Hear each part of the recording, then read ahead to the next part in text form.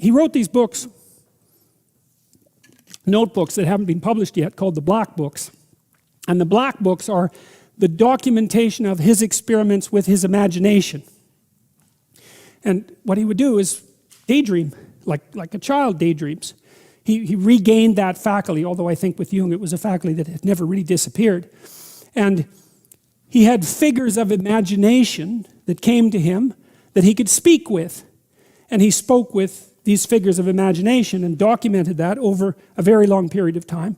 And that was eventually distilled into a book called The Red Book, which was published about 3 or 4 years ago. And it was a book that Jung regarded as the central source from which all his inspiration emerged.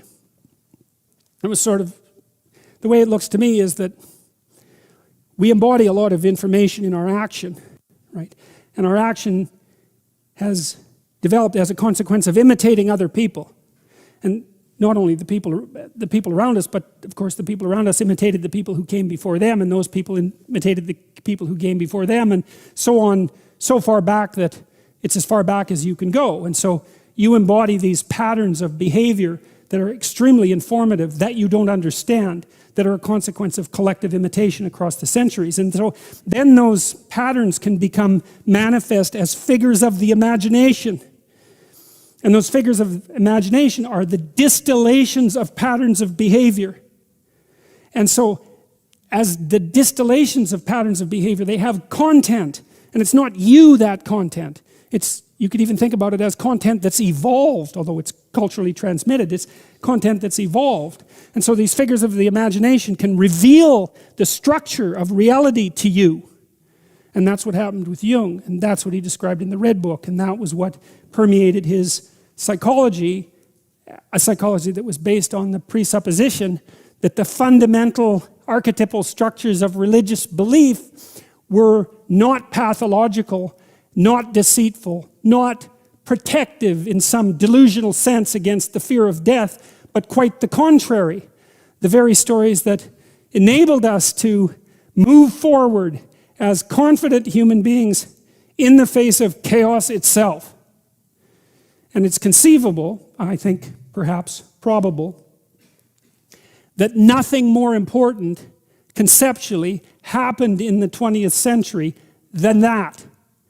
Because it was the first time post-Enlightenment that a rapprochement between the intellect and the underlying religious archetypal substructure occurred. You have in the capacious intellect of Jung, and the same thing happened to some degree with Piaget, the religious domain and the factual domain were brought back together. And the fact of Jung's enduring and increasing popularity and influence, I would say, is a direct consequence of that. Now, some of his work was spun off into the New Age, and the New Age is a very optimistic and naive movement. And it's predicated on the idea that you can do nothing, say, but follow your bliss, and that will take you ever higher to enlightenment. And that's not the Jungian idea at all. The Jungian idea is that what you most need will be found where you least want to look.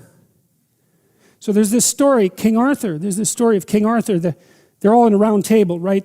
King Arthur and his knights, they're all equals. They're all superordinate, but they're all equals. And they go off to look for the Holy Grail. And the Holy Grail is the container of the redemptive substance, whatever that is. It might be the cup that Christ used at the Last Supper, or it might be a chalice that was used to capture his blood on the cross, right, when he was pierced by a sword. The stories differ, but that's the Holy Grail, and the Holy Grail is lost. That's the redemptive substance, and the knights of King Arthur go off to search for the Holy Grail, but they don't know where to look. So where do you look when you don't know where to look for something you need desperately but have lost? Well, each of the knights goes into the forest at the point that looks darkest to him. And that's Jungian psychoanalysis in a nutshell. It's like that which you fear and avoid, that which you hold in contempt, that which disgusts you and that you avoid. That's the gateway to what you need to know. There's nothing New Age about that. That's for sure.